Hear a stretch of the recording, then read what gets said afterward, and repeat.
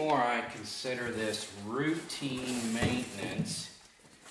So what I'm going to do is replace this on a 96 Jeep Grand Cherokee. And I received these items for less than $60 delivered to my front door.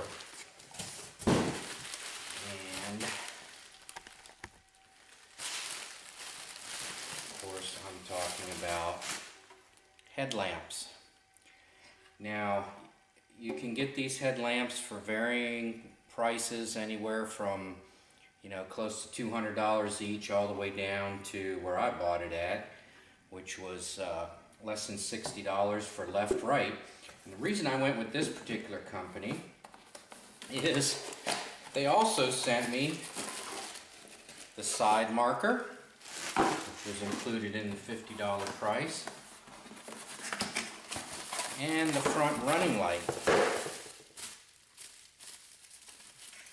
And the only reason I went with them is I thought it was okay what's on the car now, but I noticed some moisture was collecting in here, so I thought I would, instead of drilling holes for the water to run out, I just thought I'd go ahead and replace it. Especially since all of these parts for the left and the right was less than $60 delivered. You can go from this to this,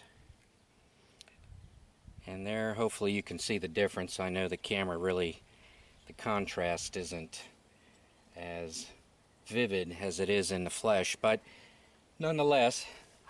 And I don't know if you tried to clean these up with all that stuff on that you can buy off TV or even in the auto parts store, but I've tried them, and if you want to waste your money, you go right ahead. You can waste it at $20 a try for each product you try. And so depending on how much money you want to waste, you can either buy 3 as seen on TV, or you can buy a replacement set of headlamps, all for the same $60. Alright, first thing you want to do here is take the light bulb out or disconnect the wiring. Just don't want to put your hand in here willy-nilly. You have a little clip here, and there's different vehicles have different hazards, but for this particular Jeep you just kind of reach in here, do like a quarter turn twist on the release, and then you just kind of wiggle the bulb out here. I know my hand's in the way, but now the bulb is clear, and you can see the end of it now. There's a little bit of light down there. Alright, what you notice on your replacement, if you're replacing them, is that they just pop right on. There's no screws, so we'll just pop it right off. Now normally I would take the side piece off to get a better grip on it, but I'm going to leave it on there because not everyone is going to buy all 3 pieces if you do a headlight replacement. So you just kind of, well, 2 of them came off real easy. Now I have a 3rd one that's on there really well, so I'm going to have to pull on it somehow or another, get a grip on it. There it is, it's out. And what you'll notice is this one's adjustable, but pretty much that's the anchor. And then you have this point up here, which is going to go in and out, and you have this point right here, which is going to go in and out. And between the two, with this one as an anchor point, you will adjust the aim of the headlight if necessary. Alright, to replace the light bulb on the side marker, what you want to do is take the top screw out, which you can gain access by lifting the hood, and it's very visible. The other one you have to fish out. You just kind of push down on the bottom marker light and feed in your T25 to engage a screw, and you just kind of have to fish around. I end up usually damaging the edges here and whatnot, popping those things off, and just unscrew it, and it should come right out. So you just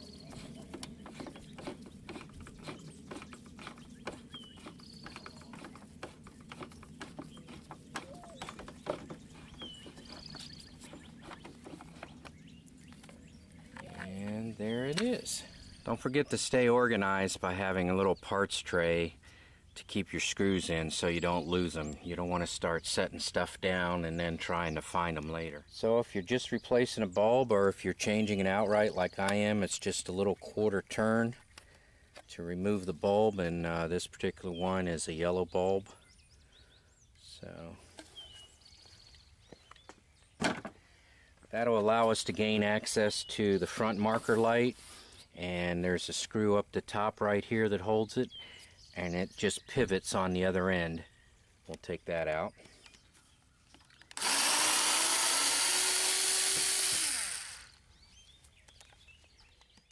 I was mistaken, there's a second screw holding it down here. I should have looked at the new part and seen that, but we'll take out the second screw, which is anchored right here.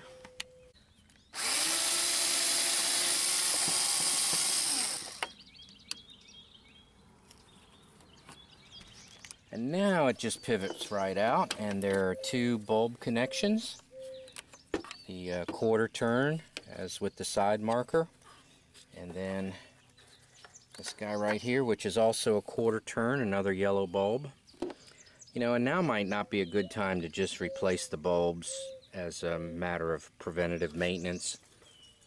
Alright, at the very least, if you don't install a brand new bulb, is to remove it and clean it up, and then put some dielectric grease. This is my dielectric grease right here. I use it for all my electrical connections. Alright, and I recommend the brand name. You can try the store brand, but you'll be very disappointed. There is a difference. There's a big difference, as a matter of fact. So you just get your grease and put it back on here, and do that for all your bulbs here. Go ahead and get some on there.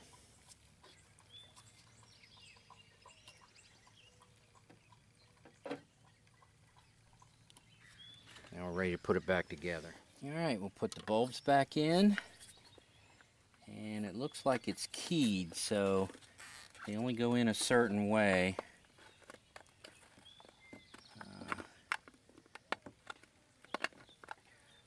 These tabs, some are larger than others, so you need to line them up correctly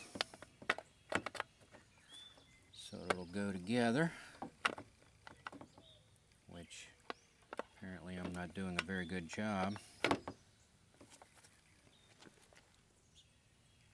Okay, and assembly again is you're going to have to feed this into the slot, and it's hook it in there, and then you pivot it around.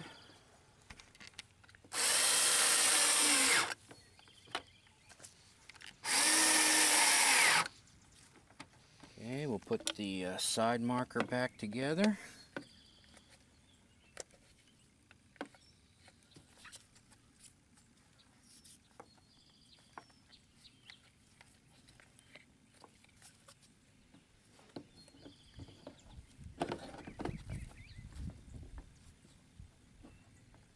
And again, that's a screw you have to fish in here, and then a top screw.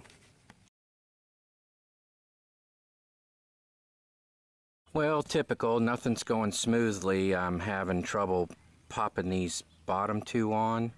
The top one works fine, but comparing it to the original manufacturer, I see they haven't cut the slit down as far, and it won't go on to the ball joint at the end. It won't stick on there. I've had that trouble before, and I've actually broken these clips.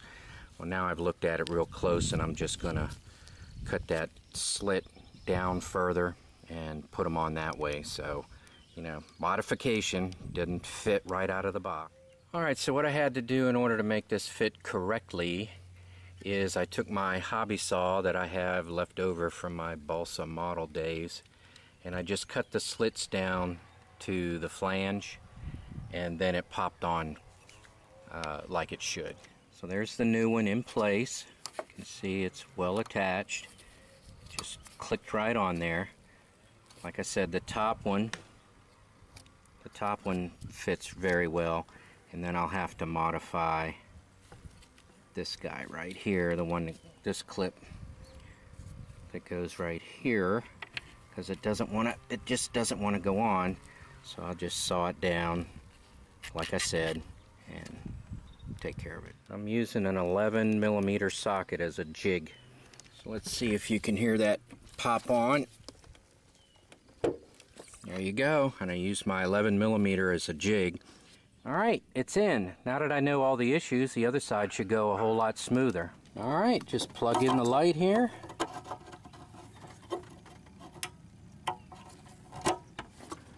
And we're good to go. Alright, I made my modification with the part still attached to the headlight. Am I on camera? And so it should go in as designed, so I'm going to plug it in and snap it in place.